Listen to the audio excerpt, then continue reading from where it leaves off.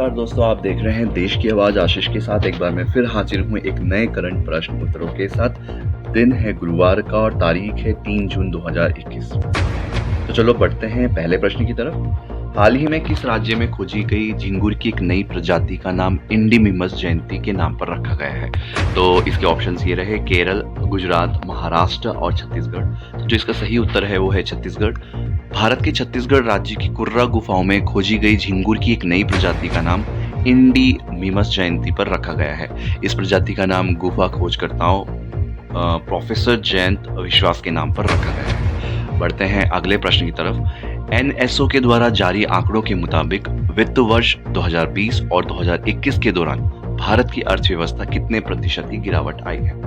तो इसके ऑप्शंस ये रहे 2.3%, 4.3% और 7.3% और 9.3%। जो इसका सही उत्तर है वो है 7.3%। राष्ट्रीय सांख्यिकीय कार्यालय यानी एनएसओ के द्वारा जारी आंकड़ों के मुताबिक कोविड-19 महामारी की वजह से वित्त वर्ष 2020 और 21 के दौरान भारत की अर्थव्यवस्था 7.3% की गिरावट आई है, जबकि पिछले वित्त वर्ष में चौथी तिमाही में जीडीपी ग्रोथ रेट 1.6% दर्ज की गई थी। बढ़ते हैं अगले प्रश्न की तरफ। इनमें से किस वाइस एडमिरल ने हाल ही में नौसेना स्टाफ के उप प्रमुख के रूप में कार्यभार संभाला है? इसके ऑप्शंस ये रहे रणजीत सिंह, संजीत कुमार, रवनीत सिंह, एमएस पवार। तो जो इसका सही उत्तर है वो है रवनीत सिंह। एमएस पवार की जगह हाल ही में वाइस एडमिरल रवनीत सिंह ने हाल ही में नौसेना स्टाफ के उप प्रमुख के रूप में कार्यभार संभाला है। रवनीत सिंह को 1983 में भारतीय नौसेना में कमीशन किए गए और वे एविएशन में विशेषज्ञ भी हैं। भारतीय उद्योग परिसंघ ने किस कंपनी के सीईओ और प्रबंध निदेशक टीवी नरेंद्रन को नया अध्यक्ष नियुक्त किया है? इसके ऑप्शंस ये रहे गूगल, फेसबुक, टाटा स्टील और ब्रिटेनिया। तो जो इसका सही उत्तर है वो है टाटा स्टील। भारतीय उद्योग परिसंघ ने हाल ही में टाटा स्टील कंपनी के सीईओ और प्रबंध निदेशक टीवी नरेंद्रन को 2021 और 22 के लिए नया अध्यक्ष नियुक्त किया है। वे कोटक महिंद्रा बैंक के सीईओ और प्रबंध निदेशक उदय कोटक की जगह स्थान ग्रहण करेंगे। बढ़ते हैं अगले प्रश्न की तरफ। भारत के राष्ट्रीय सुरक्षा सलाहकार ने किस भारतीय तटरक्षक बल के स्वदेशी जहाज को जहाजी बेड़े में शामिल किया है? तो इसके ऑप्शन ये रहे आईएनएस कवरत्ती, सजग, महज और कहज। तो जो इसका सही उत्तर है वो है सजग। भारत के राष्ट्रीय सुरक्षा सलाहकार ने हाल ही में भारतीय तटरक्षक बल के स्वदेशी जहाज सजग को जहाजी बेड़े में शामिल किया है। सजग का अर्थ है सतर्क। एक भारतीय तटरक्षक जहाज है जो राष्ट्र के समुद्री हित के प्रति तत्पर, प्रासंगिक और उत्तरदायी इच्छा और प्रतिबद्धता को दर्शाता है। बढ़ते हैं अगले प्रश्न की तरफ। 3 मई को विश्व भर में कौन सा दिवस मनाया जाता है?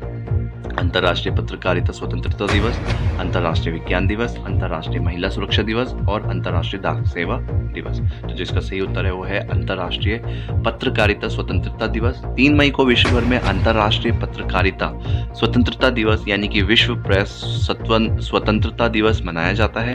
यह दिवस संयुक्त राष्ट्र शैक्षिक, वैज्ञानिक एवं सांस्कृतिक संगठन द्वारा आयोजित किया जाता है। हाल ही में जारी 180 देशों के विश्व प्रेस स्वतंत्रता सूचकांक में भारत 142वें स्थान पर रहा। बढ़ते हैं अगले प्रश्न की तरफ। आईसीसी ने हाल ही में घोषणा की है कि 50 ओवरों के वर्ल्ड कप में कितनी टीमें खेलेंगी? तो इसके ऑप्शन ये रहे 60 टीमें, 10 टीमें, 14 टीमें या 18 टीमें। तो इसका जो सही उत्तर है वो है 14 टीमें। अंतर्राष्ट्रीय क्रिकेट परिषद यानी आईसीसी ने हाल ही में घोषणा की है कि 50 ओवरों के वर्ल्ड कप में 14 टीम खेलेंगी। आईसीसी की बैठक में 2024 से 2031 तक के शेड्यूल पर फैसला लिया गया। आईसीसी ने कहा है कि पुरुषों के विश्व कप में 2027 और 2031 में 14 टीमें होंगी, जबकि 2024 और 30 के बीच में T20 विश्व कप में 20 टीमें होंगी। बढ़ते हैं अगले प्रश्न की तरफ। निम्न में से किस देश ने हाल ही में अपनी अर्थव्यवस्था को बढ़ावा देने के लिए श्रीलंका के साथ 200 मिलियन अमेरिकी डॉलर की मुद्रा विनिमय सुविधा को मंजूरी दी है? तो इसका ऑप्शन ये रहा जापान, मालदीव, युगांडा और बांग्लादेश। तो जो इसका सही उत्तर है वो है बांग्लादेश।